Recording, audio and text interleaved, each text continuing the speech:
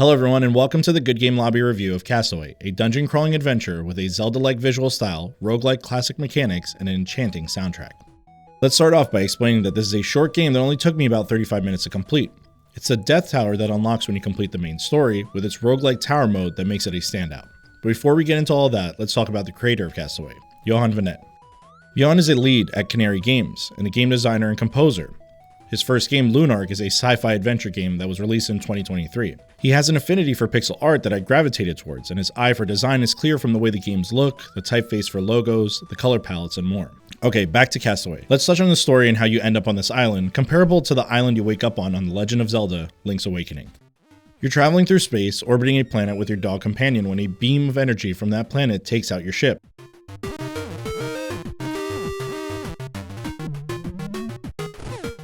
You take an escape pod and crash land on this beautiful island with your ship destroyed and your dog missing.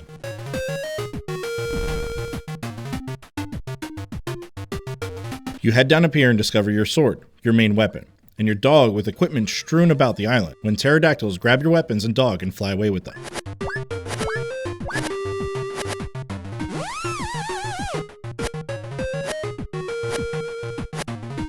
Now it's up to you to get them back and, more importantly, free your dog. You explore the island, taking out enemies and collecting health along the way. You start with the aforementioned sword and begin by exploring the beautifully designed island until you arrive at your first dungeon.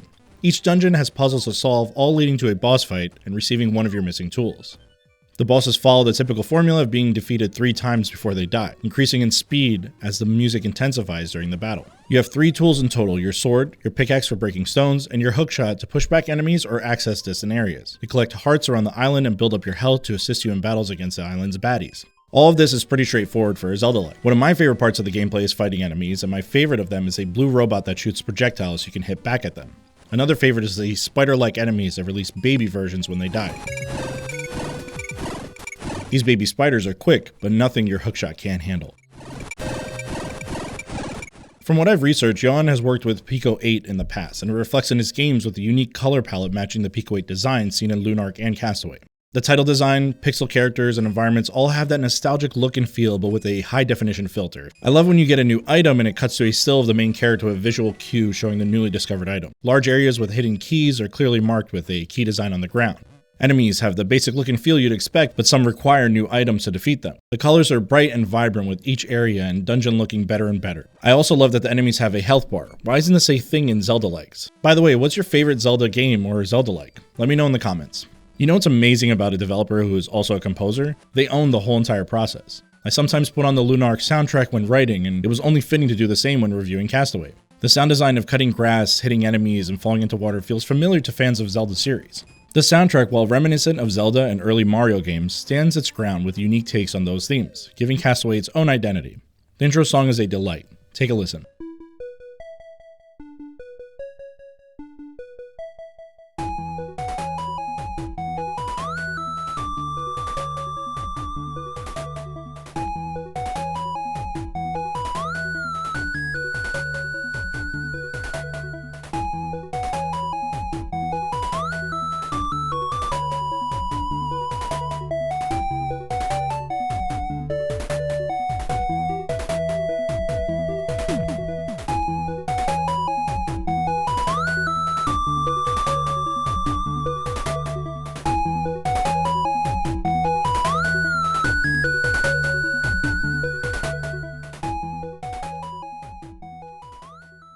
The tower is a great way to wrap up the game. You use your escape pod to reach a new location with the tower.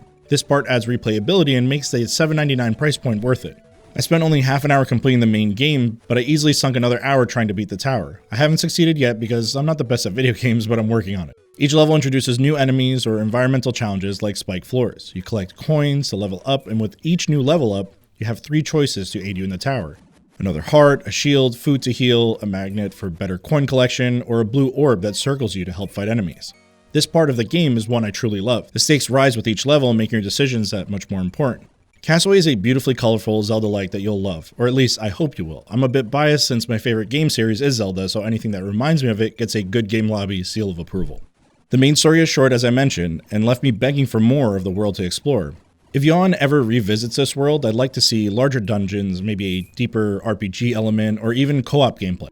Castaway has laid an excellent foundation for something even more ambitious. It's a must-play for me, and definitely one of my honorable mentions of 2024. It's available on all platforms: PlayStation, Switch, Xbox, Steam, and itch.io. Thank you for watching my review of Castaway. If you like games like this, check out my review of Vinet, another Zelda-like, or my top 25 indie games of 2024 popping up on your screen right now. Make sure to subscribe, and as always, GG.